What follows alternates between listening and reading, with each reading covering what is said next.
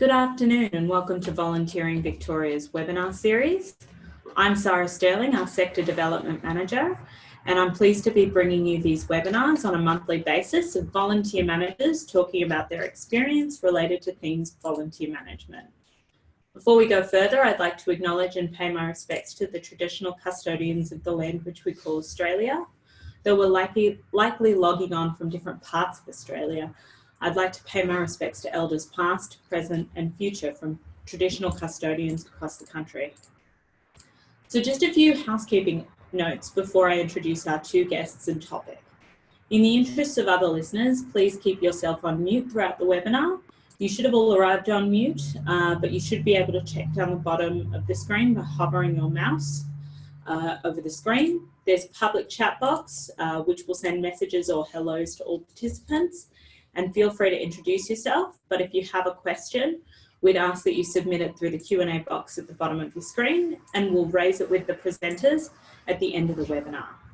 If you're having technical troubles, please either use the chat box or the Q&A box, and we'll try and assist you with technology.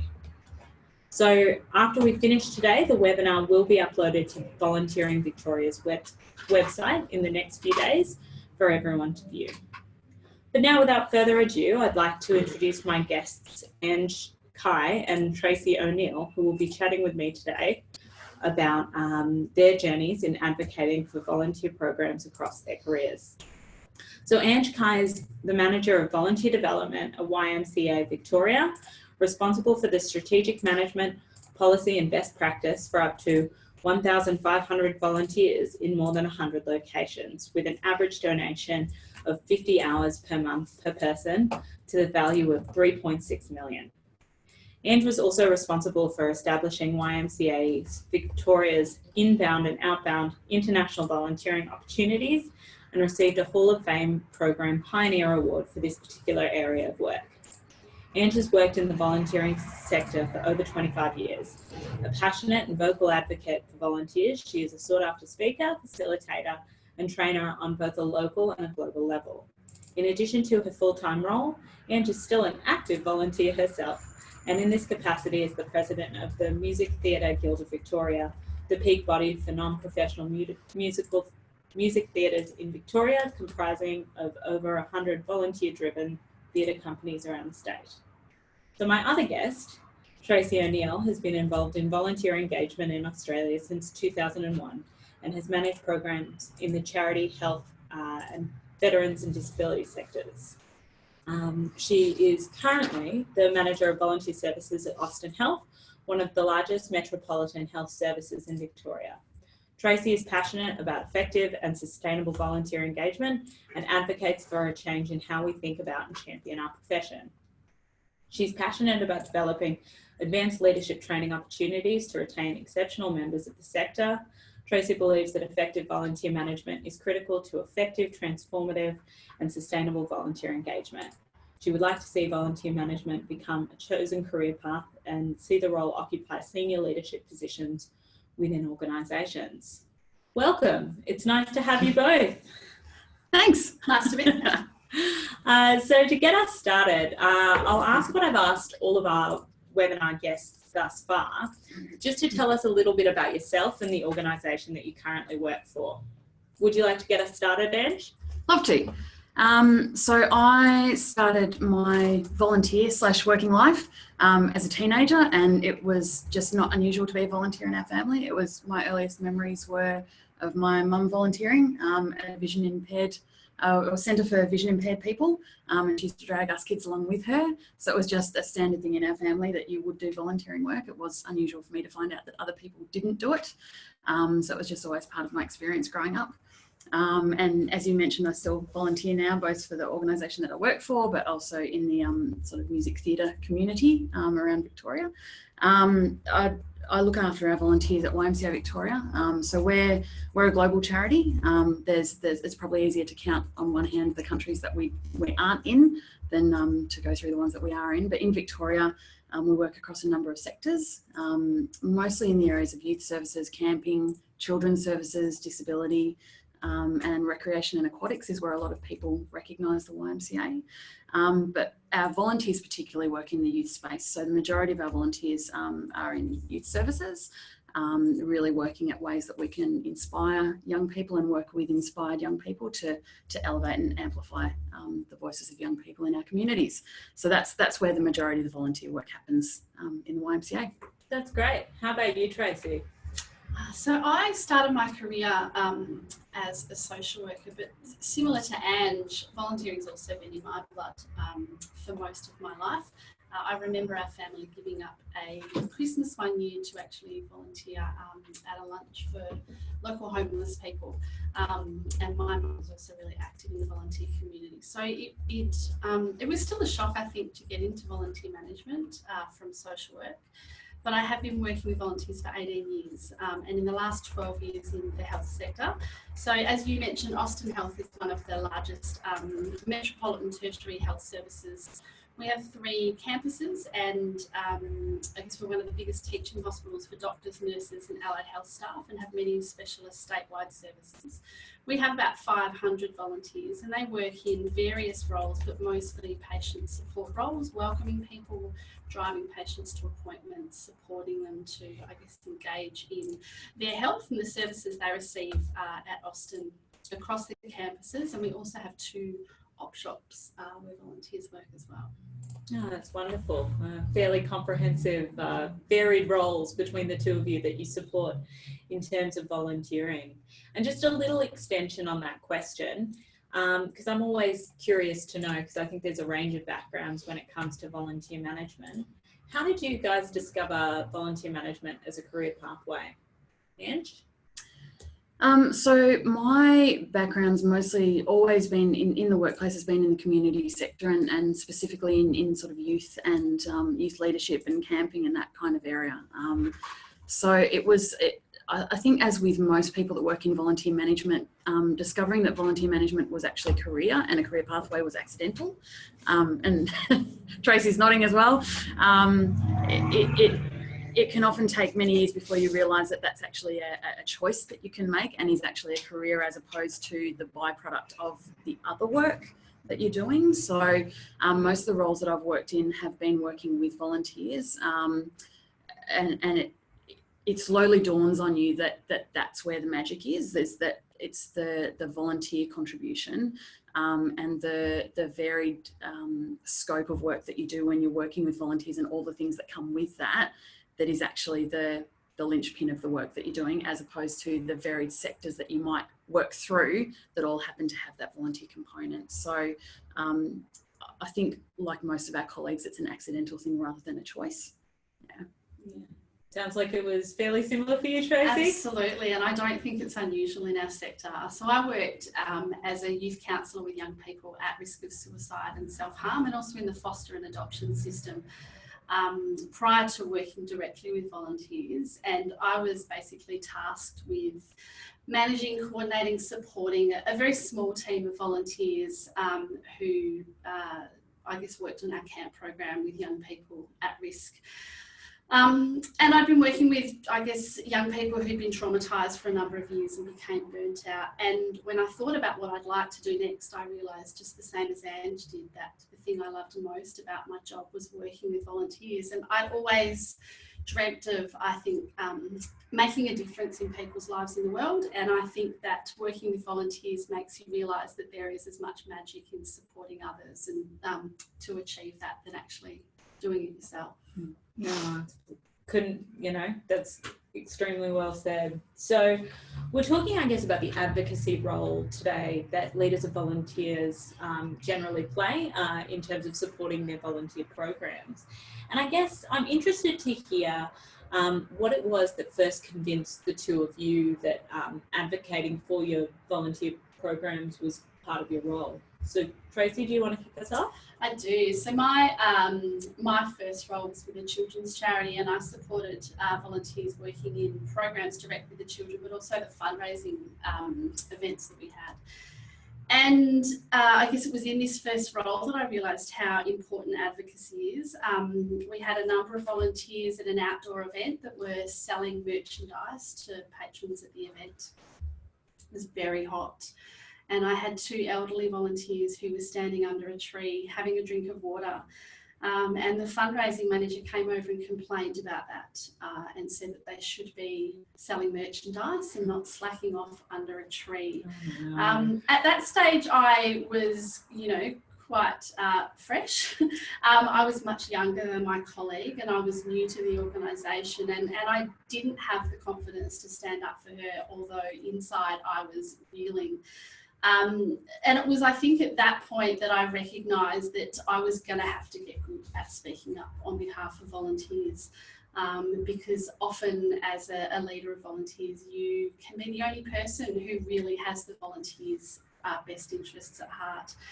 And I think that, in that same role, there's many of the experiences that other people would have had, being asked to provide volunteers at the last minute, asking for volunteers to do jobs that staff couldn't really be bothered to do. And I guess I've always imagined that people think that I have a row of volunteers sitting in my office waiting to be asked to go do something. And I have been known to tell people that I don't carry volunteers around in my back pocket. So that was my first experience. How about you, Ange? Yeah, look, I think for me, it's always been instinctive to, if I see something that wants to be changed, to figure out how to get in and change it, as opposed to sit on the sidelines and be unhappy that it's happening. So when there's been things that I've been either privy to or a part of that I've been unhappy about, it's natural for me to try and spot the leverage points. So in an organisation, it's about, well, how do I actually find the right leverage point and how do I change it? And for me, that looks like advocacy. So I haven't always known that that's what it is. I haven't always known that that's the term for it or that's what we're doing. But I think over time it becomes clear that that's what's going on. So, I can pinpoint moments where it became apparent that that was necessary. And sometimes it's about recognising that you've got an understanding that you need to share. So, some of those examples that Tracey gave are that they're really familiar. When we get together with other volunteer managers, you have such similar experiences. And some of the ones that pop out at me are things like, in previous experiences, things like, can we ask the volunteers not to be in those spaces because they make the place look messy, or they're a bit noisy, or they're a bit too over enthusiastic, things like that. And knowing, okay, well, how do I re-educate people to understand what value they're bringing in those spaces, or how we can work with volunteers and for everyone to get the best outcomes. And knowing at the time it was a problem that needed to be solved, but as opposed to band-aiding it, how do I get in the right ear of the right person? And then understanding many years later that that's actually an advocacy point, and being intentional and proactive about that. So I think that's really sort of the shift for me, is understanding, oh, that's advocacy. I need to do that intentionally, and just deciding that that's part of my role, as opposed to waiting for someone to tell me that I should do it. Absolutely. And look, we're going to, ask a few questions about the types of strategies that you guys have used. But I thought we'd start in a point of, celebration and get you both to share one particular success story that you've had in advocating for your volunteer program over the years. Yeah, I'm happy to go, Sarah. So I guess mine isn't a euphoric moment for me. It's been 7 years of advocating really to recognise change in my organisation. So we've had some significant wins at Austin Health, where I am now, and I think it has been the culmination of many years of work, of many years of the same conversations, of many years of stopping people from saying just volunteers, or telling people it's not appropriate to do this, or encouraging people to engage volunteers in their own teams. So, and I guess the things that I've noticed are things such as volunteers, I guess, have never been necessarily considered a part of the workforce. And our CEO now refers to Austin Health having 9,000 staff, which includes 8,500 paid staff and 500 volunteers. They've never been included, and that's consistent now from our CEO and through our executive. They talk about the volunteer workforce that we have. Volunteers have never been included in our annual report, so they've never actually been identified as a group who contribute to the outcomes of the organisation. And last year, our corporate comms team came to our annual celebration for the specific purpose of taking photographs of our volunteers to include in this year's annual report. So that's been a really big shift.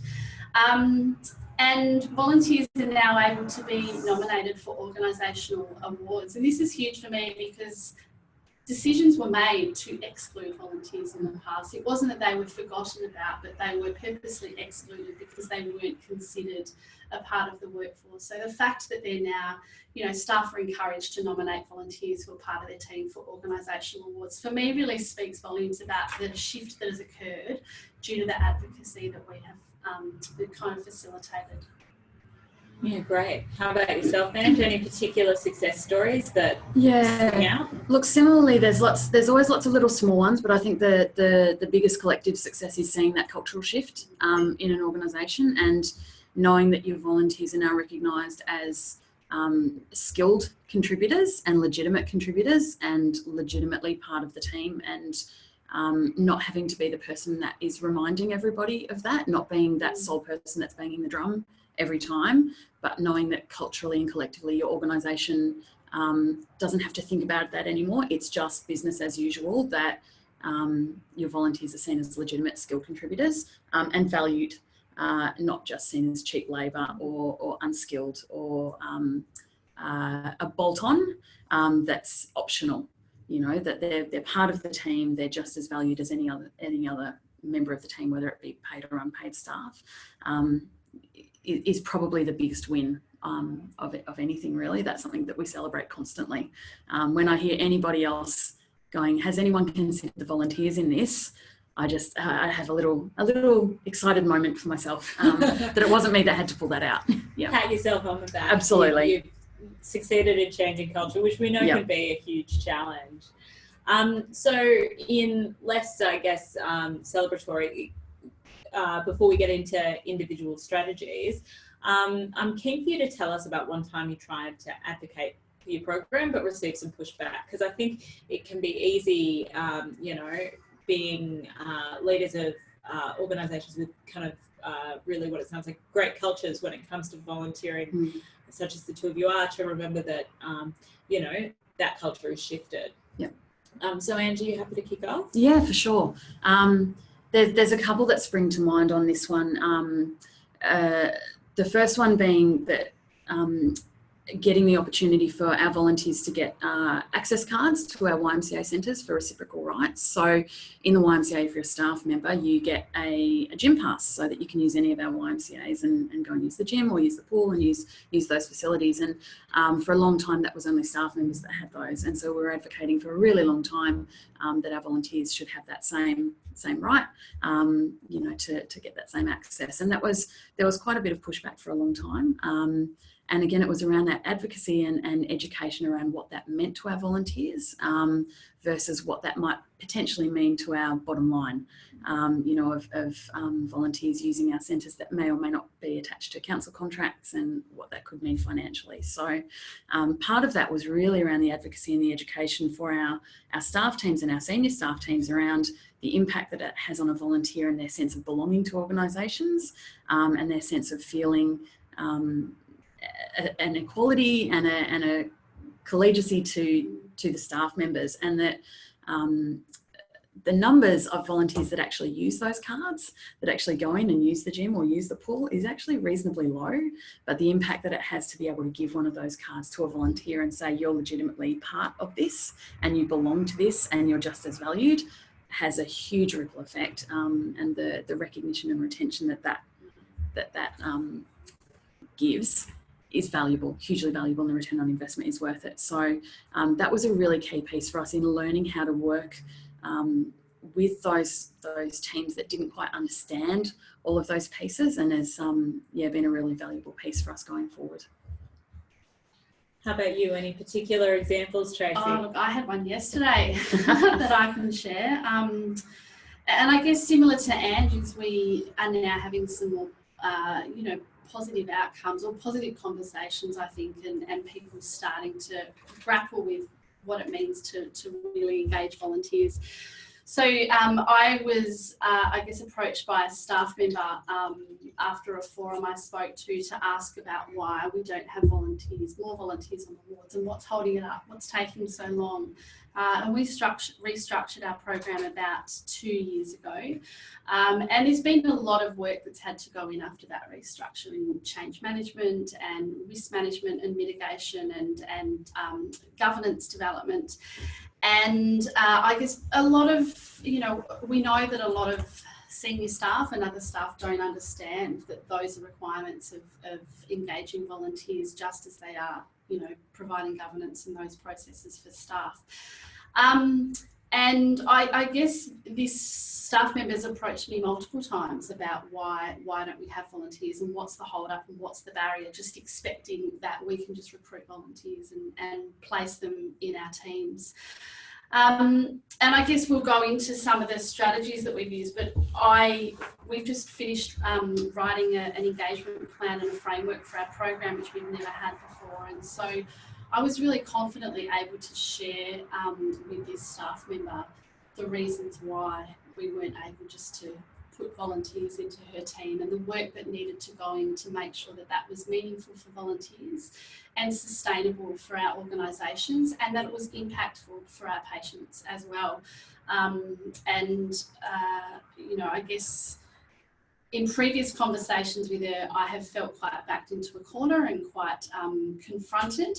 And I had no rationale sometimes, but having those tools of our engagement plan and our framework, and having the language to use with her, this doctor for the first time ever actually cut the conversation short and walked off because she wasn't winning. And I was really able to say to her, we're not compromising on this.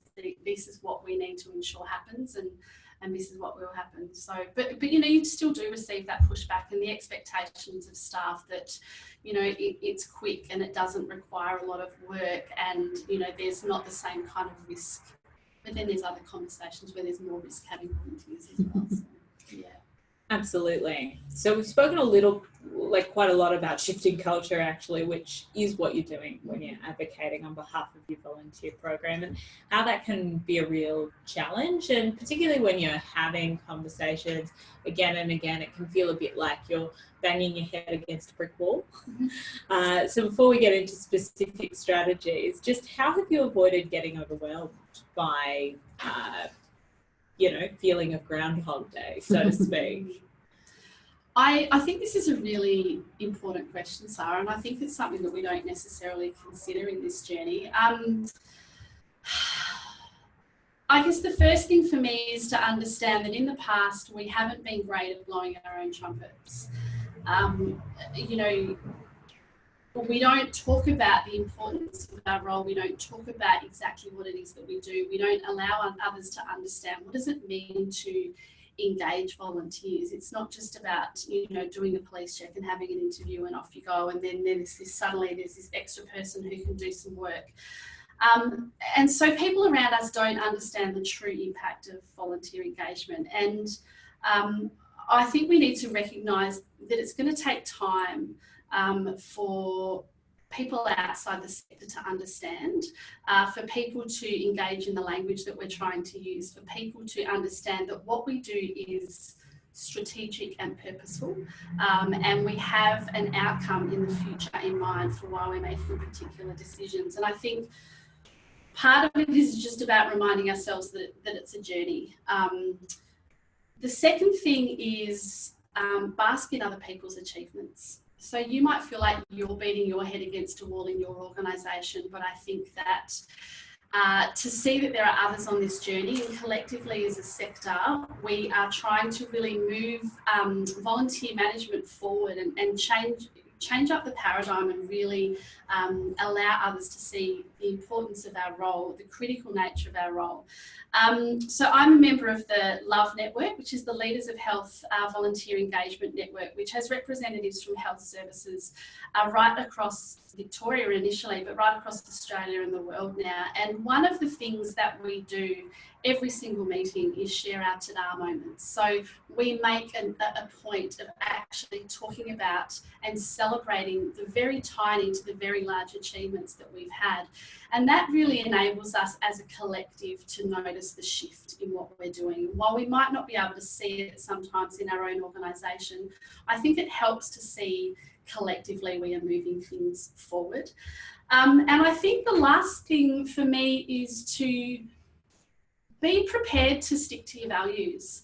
And there will be times in your career where you find that an organisation isn't able to meet those, and that's okay. I have walked away from a job before in volunteer management with no job to go to, because no matter what I did, there was no change in how my team valued volunteers. There was no change in how I was valued as a colleague. I was seen as less than compared to people who were managing programs or bringing in money through a fundraising department. And I think that, you know, we need passionate people in our sector to affect change. And if you're getting burnt out and if you're feeling consistently that you're not having an impact, there are other organisations out there who will really value your contribution, and the sector needs you, really. So I think just to recognise that it's okay to walk away from a role if it's not meeting your values, for you to continue on this journey. Great. How about you, Ange? Any strategies? Oh, look, for me, there's a couple of key things. It's definitely finding like-minded colleagues, both internally and externally, but amongst the sector is key. And I think we are absolutely at a tipping point in the volunteering sector. Definitely. Like, if you went to any kind of volunteering conference even 5 years ago, you'd probably be surrounded by people who are complaining that they didn't have big enough budgets, and that, you know, it was mostly a bit fluffier than it is now. But you know, even just in the last 5 years, I've really seen a difference with, you know, we're talking strategy, we're talking how do we shift the sector, we're talking what are the intentional things that we can do to be looking at volunteer management as a legitimate space. You know, it's really Tracey's really right. Like, the paradigm has already shifted. It's about how do we make sure that everybody else is keeping up with us now. So what I'm finding in the sector is that there's really, it's getting more and more professionalised, and it's finding those people within that sector who are on that track. And that network is getting stronger and stronger, which is really exciting. So it's becoming a more exciting space to work in, I find. And those people are finding each other naturally, I think. So it's building those networks of like-minded colleagues is really a good way to keep yourself uplifted when you might find that it's a bit of a slog within your own organisation at any given time, because you can help each other celebrate those small wins or commiserate when things are a little bit tough. So that's really important. But finding those champions in your own organisation as well, who aren't necessarily the people who are responsible for working with volunteers, but will be your advocate when you're not in the room, is really, really key. So there will be people in your organisation who believe in the work that you're doing, even if it's not their particular job. So something that's been really key for me is working out the people in the org who love what it is that the volunteers do and understand it or want to understand it more. And sometimes those are people who volunteer in their own life outside of the organisation. So they have a really emotional connection to what it is that volunteers do, and they understand the importance of it, and they get what it's about. So those are also the people that will keep you uplifted, but will also fight the good fight for you if you're not there to do it. Those kind of things are really key. And then the last thing for me is just making sure that I always maintain some kind of legitimate connection to whatever it is that the work is that the volunteers do in my organisation. So if it means volunteering on a program myself, so that I've got a genuine lived experience of what it is that the volunteers do. So when I'm advocating on their behalf, the passion that I'm doing it with is genuine. I don't have to feel like I'm reading from a cheat sheet of some kind. I can walk into a room and I can genuinely be passionate about it, because that reads. If you're coming in and you're going through the motions of, I have to do this because it's my job, it will never come off as strongly as if you know where they're coming from, and the volunteers will feel that as well. So those are the things that I do to keep me going through those moments where you kind of feel like it's all getting a bit overwhelming. Absolutely, that's really key, being able to speak from personal experience. So moving on to some strategies now. Language is often raised as a really powerful tool. Have you found that the language that you use has an effect on advocating for your programs, and how has your language changed during your time as a volunteer manager? Yeah. Look, for me, I found it's really important to understand that the small things matter. I think sometimes when we're trying to shift culture, we try to eat the whole elephant at once. You've got to start at one end, start at the tail of the trunk. And for me, it was really about figuring out which were the parts of the language that had to shift in order for it to be ingrained in people's psyche. And where I really started was ensuring that people didn't forget that volunteers were key. So I became that really, really annoying person that made sure that no one said staff without adding and volunteers every time. And I can tell you just about anyone that I worked with at that point in time would go, it's that guy who anytime someone says staff, you'd hear me go, and volunteers in every meeting that I was in. And when it got to the point where someone else said it before I managed to get it out, that's when I knew I'd done my job. So it was about shifting that in both people's language that they were speaking in meetings, but also in any kind of written documentation. Now that's just standard in everything we do. It's business as usual. That's so standard that we're starting to talk about, is there a word that we can use so that we can stop with this clunky staff and volunteers, right? So understanding that those small language shifts shift culture, because people's now understanding is ingrained that when we talk about our people, when we talk about our colleagues, it's inclusive of all of that. I don't have to do that reminder, people are doing it for me. That's really, really key. So now my next thing I've moved on to is removing the word just from before the phrase a volunteer. So, pouncing on volunteers when they say, I'm just a volunteer, or any other colleague saying, but that's just a volunteer. Or is that something that could be done by a volunteer, or is it just a volunteer position? Shifting those kind of things feel like they're very, very small cultural changes, but it has a huge impact on the larger psyche. It takes a really long time, it takes a huge amount of patience. I like to fall back on that catchphrase of nagging works. If you bang away at those tiny little language changes, it has a huge impact.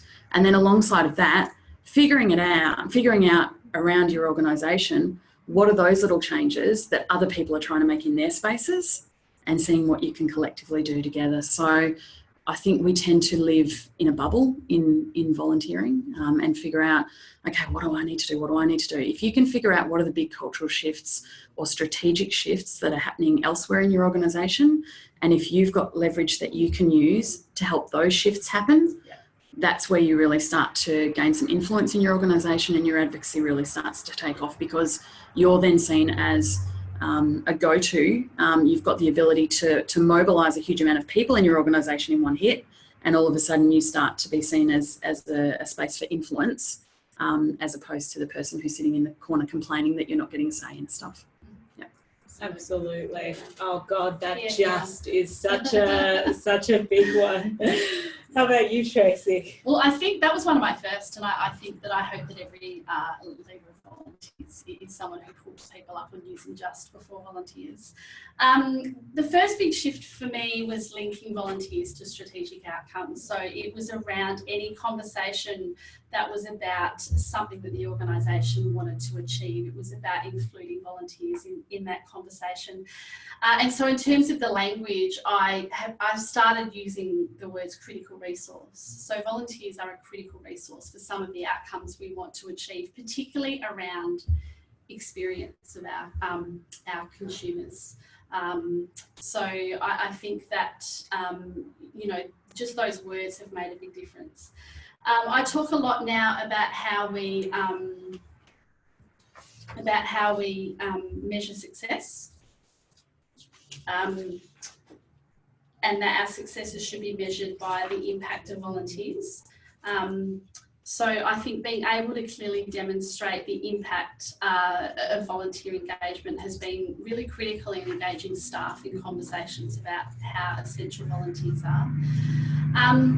A recent shift for me, like very recent, which has, I guess, led to a change in title for our department, a change in my title as manager, and a change in the way I talk about volunteers at my organisation, is I talk about volunteer engagement and not volunteer services and programs. So my job is not to deliver a service.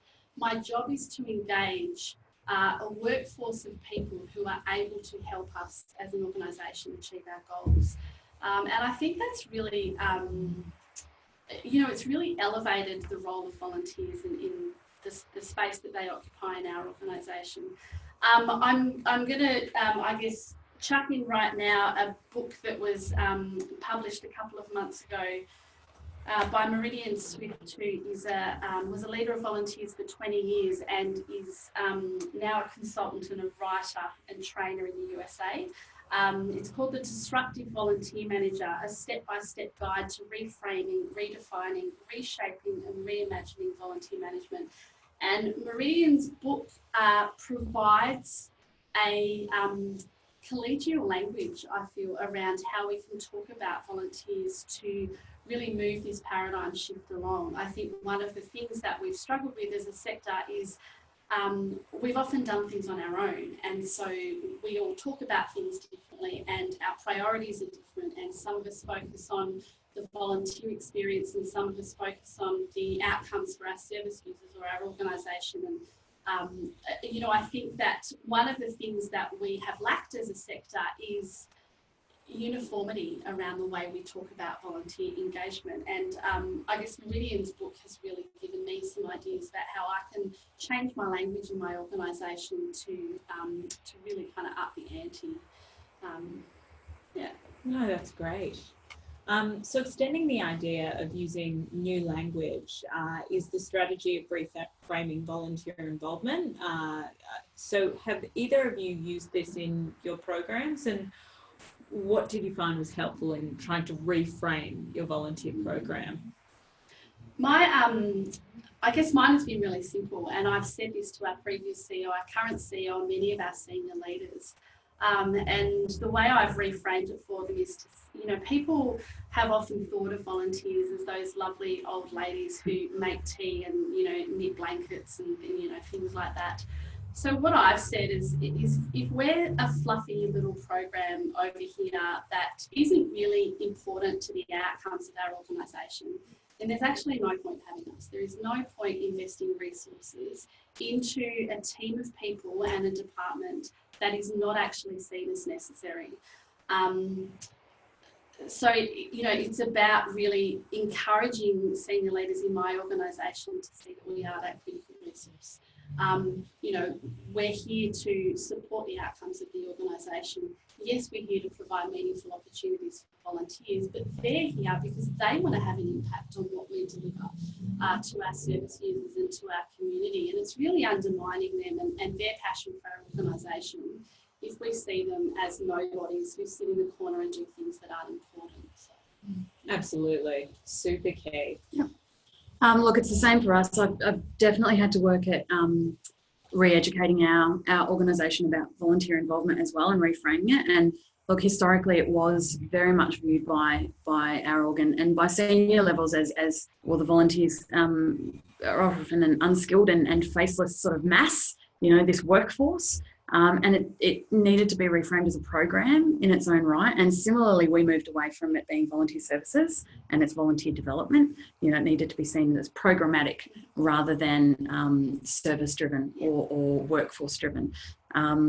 So we now recognise volunteer development as a program, and it's recognised as our largest youth empowerment program. So rather than being just a program that services communities, it's actually a program where we service the volunteers as well. So it's that double layer of what are the volunteers getting out of it as much as what are they delivering to the communities that they work with.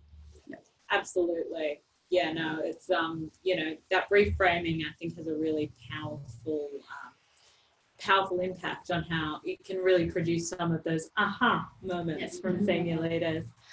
So another strategy that you tend to hear a lot about is that storytelling can be a powerful tool in advocating. So can you guys share a story that has had an impact on your organisation? And do you have a specific way of telling stories that's been quite impactful for you? Yeah, look, for me, the absolute best way for me to tell a volunteer story is to let that volunteer tell the story themselves.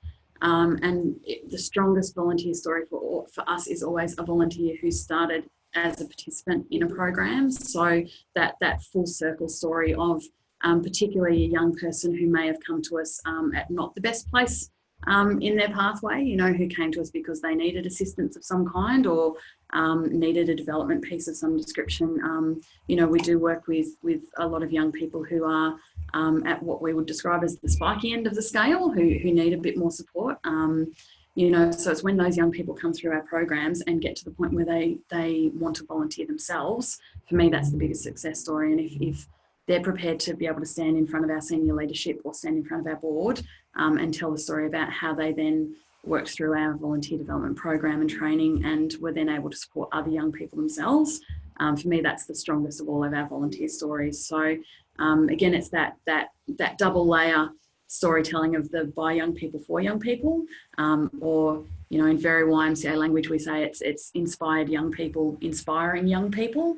And if I can get that young person to stand up and tell their story, that's way more powerful than me telling it for them. So at every opportunity, we try and find those young people and give them that chance to advocate for themselves. So I guess, you know, related to what I said before about, you know, encouraging our senior leaders to not see volunteers as fluffy. I have a story that I share about our fundraising volunteers who work in our op shops and raise money. They raise approximately $300,000 a year across our couple of op shops and gift shops. And every year they present their check and they invite the people that you know, the team members for whom they purchased equipment to come and share their stories. And the doctor came in and spoke to the volunteers and talked about how they had bought this whiz-bang portable echocardiogram machine, and all the volunteers thought it was wonderful, and all the senior staff who were there thought it was wonderful that we had this brand new piece of equipment.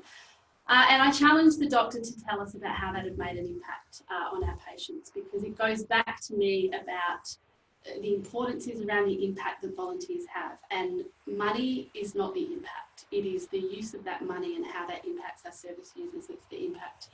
And he told us of a patient who had come in for a routine prostate surgery. And ordinarily they don't give an echocardiogram to our prostate patients. It's quite routine. Our echo machine is in a ward. It is very difficult to get to. It's very busy. And yet this patient had talked about becoming breathless, that very gentle exercise, which was unusual for him. This portable echocardiogram machine, they were able to do a test, discover that he had advanced cardiac or heart failure, and that if they hadn't put him under anaesthetic for his prostate surgery, he likely would have died.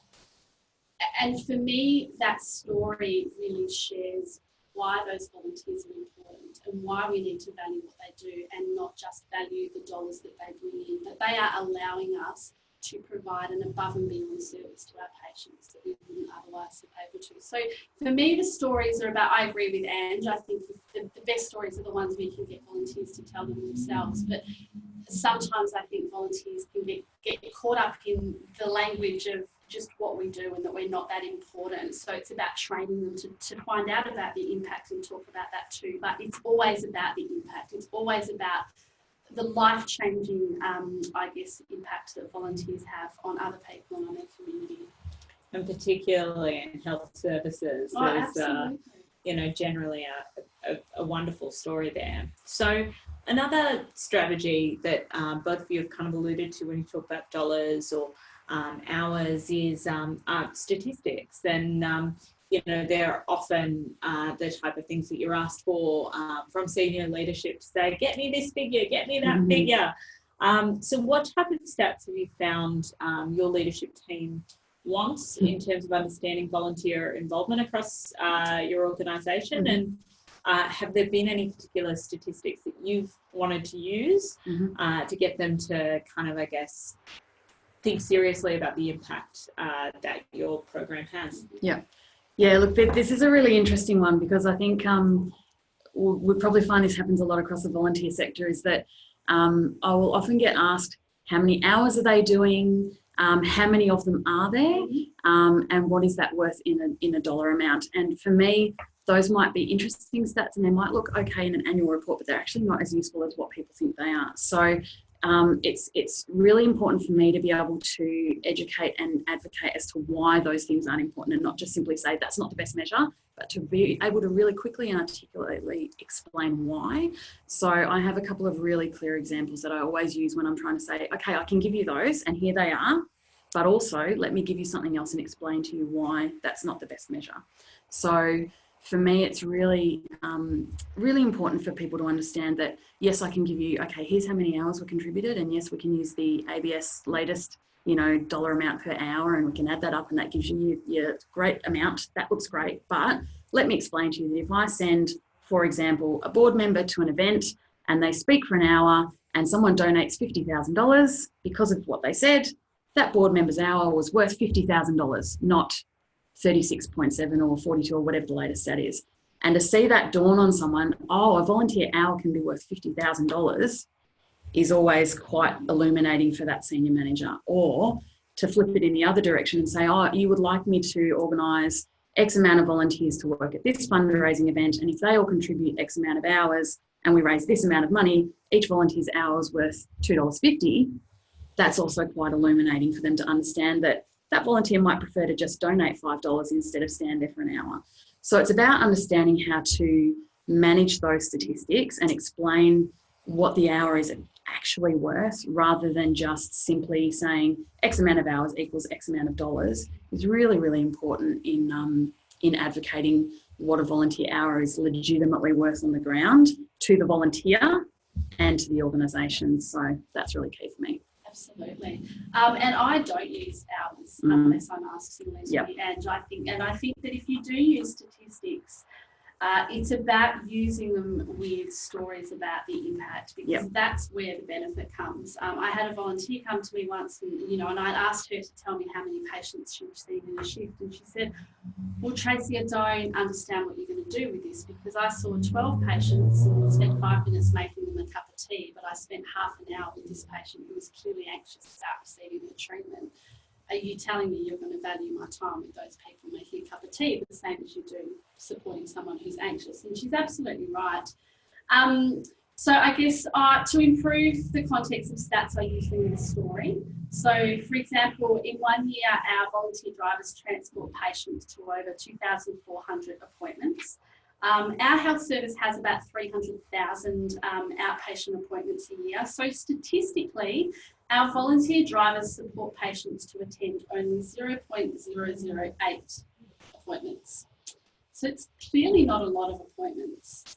But I always share those statistics with a story about the impact the drivers have had on patient experience. For example, one of our volunteers shared, so she started volunteering because her husband had been a patient at our health service, and he did receive services from our volunteer drivers, and she shared that her husband could have died if he hadn't been supported to attend his 3 times a week dialysis appointments, because she needed to continue working to support them, and they didn't have any family or friends who could consistently help him to attend his, life-saving dialysis treatment every year.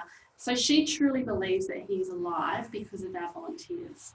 And I think exactly as Ange said, that statistic about measuring someone's time and the value of that is completely insignificant, because for that person and her family, the volunteer's time was actually life-saving. And how do you even put a dollar figure on that? So I think, again, it goes back to being really aware of what the impact of your volunteers and being able to share statistics with stories about impact. So true. So we are getting close to last couple of questions. So if you have any questions for Ange and Tracey, please feel free to chat them into the box now. But I just have two more questions for you guys. So are there any other strategies? You know, we've talked about language and storytelling and statistics specifically, but are there any other strategies that you've used to advocate for your volunteer teams?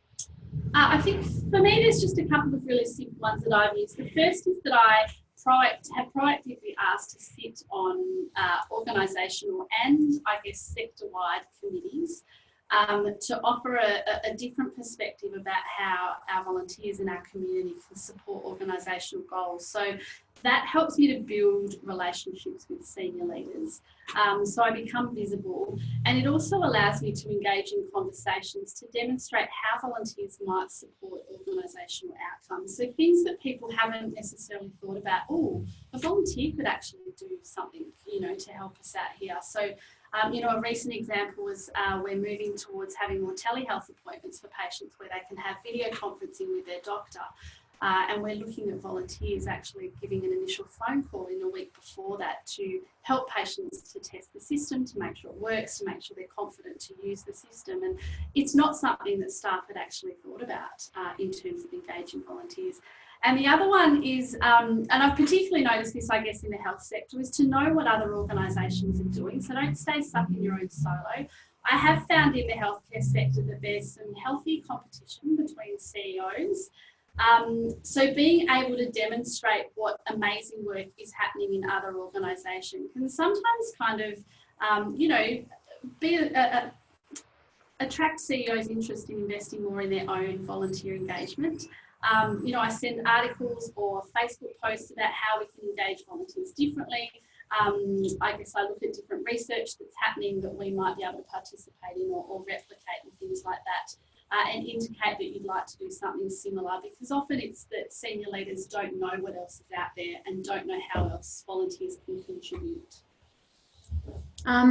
Look, I would say a couple of things. One being just really strategic and being a little bit of a ninja about how you kind of shoehorn volunteers into things sometimes. So volunteer ninjas. Look, I'll always look for opportunities to get volunteers front and centre at things and not necessarily tell people they're volunteers while I'm doing it. So if there's an opportunity to, you know, if they're looking for people to MC events in the organisation, or they're looking for people to be delegates to events on behalf of the organisation, or you know, speak on behalf of the organisation in the media, or be a panellist at something, or anything that allows them to show off what they're really good at. We've got a number of young people who are amazing facilitators and speakers, and those kind of skills. Get them in those positions, let them do what they do and do it amazingly well, and then shout from the rooftops, hey, by the way, did you know that was a volunteer? Aren't they amazing? And people are always like, oh, fantastic. Like it removes that faceless, unskilled myth about a volunteer workforce. And sort of alongside of that, we also have a couple of social media platforms that we've set up purely for the purpose of profiling our volunteers, where we're sort of going from volunteer to volunteer to volunteer, introducing them, saying, hey, here's another volunteer, here's a bit about them, here's what they do outside of the time they spend with us, as well as the time they spend with us. How lucky are we that these amazing, highly skilled, highly motivated, incredible people are choosing to donate their time to our organisation. So it's about breaking down some of those myths that people have who don't necessarily understand either the sector or the people involved in it, and giving them the opportunity to really shine and show off what it is that they do for us. Awesome. So one final question, and then we'll throw over to anyone, you know, across the internet who wants to, you know, ask a question of Tracey and Ange. So what advice would you have for people who are trying to advocate for their volunteer programs within their organisations? I think for me, having really good self-care strategies and support is critical. You know, and Ange mentioned about having a really good network around you. It can feel like you're getting momentum and then everything kind of crashes down around you, and that people around you just don't understand it. So this is a really new, it's not a new shift, but I think that while it's not new within the volunteer sector, this shift in paradigm and a focus more on really professionalising volunteer engagement is new to a lot of people outside of our sector. And so make sure that you've got people around you that you can debrief with, and who can support you, and you can kind of have a bit of a cry to, you know, if you're needing to. And because you'll take 2 steps forward and 3 steps back and another few steps forward, I think it's really important to celebrate every victory. No matter how small they are, all those little things in the end add up and contribute to a really better understanding of effective, powerful, sustainable volunteer engagement. I think if you measure your success by getting to the end goal, you'll burn out. So I think it's really important to see all of the little wins that we're having. And in the end, those little wins add up to big wins for the sector. And I think another one that's been really important to me is to practice with colleagues and others in the sector. So I mentioned that I'm a part of the Love Network, and I think that a lot of my confidence in advocating for volunteers and volunteer engagement has been my participation in this network, because we have created a forum where we can all practice and share the way we're advocating. We can have those conversations prior to having them with our CEOs and our senior leaders. We can ask questions of our colleagues about how might you do this and how would you tackle this, or have you had a similar situation? So I think when you're practicing with people in a really safe environment, the easier it's going to become for you in, I guess, environments where people don't necessarily value volunteers in the way that you think that they should or hope that they do. That would be mine.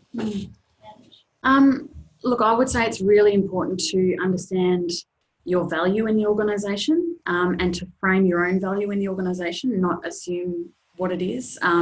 You know, we have a tendency in volunteering to assume that because for the most part the volunteering space is cash poor, we don't necessarily see it often as being as valued as other parts of our organisations. So figure out what it is that you bring to the organisation that's valuable. So you might be cash poor, but you will be resource rich, and that's you'll likely be the part of the organisation that has the ability to mobilise people more so than any other part. So understanding that means that you understand what your leverage point is and capitalise on that. So alongside of that, we need to remind ourselves to tell the story. We're usually so busy doing the do that we forget to stop and shout from the rooftops what it is that we're doing.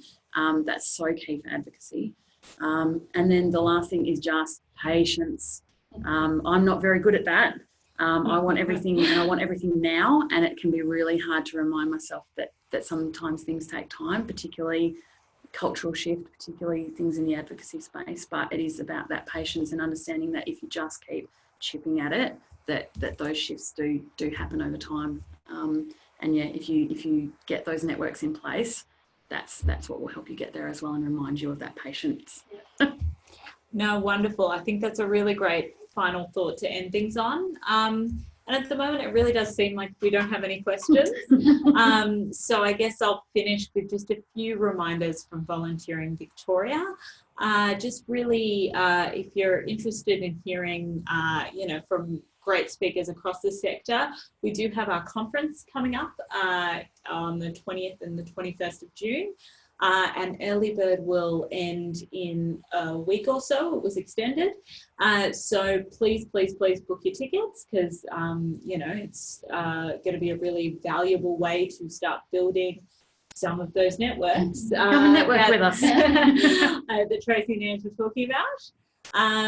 And secondly, we've got a National Volunteer Week Forum coming up as well in 2 weeks' time, which is free for all Volunteering Victoria members. And we've got some really great speakers talking about social policy and the impact in the volunteering landscape. And I'd really encourage you to register for that as well, which is, we've received partnership from the City of Melbourne, and will be held in Melbourne Town Hall. So a fantastic way to consider celebrating National Volunteer Week. So thank you all, and happy National Volunteer Week for a few weeks' time, and huge thanks to Ange and Tracey for all of their insights today. Thanks for having us.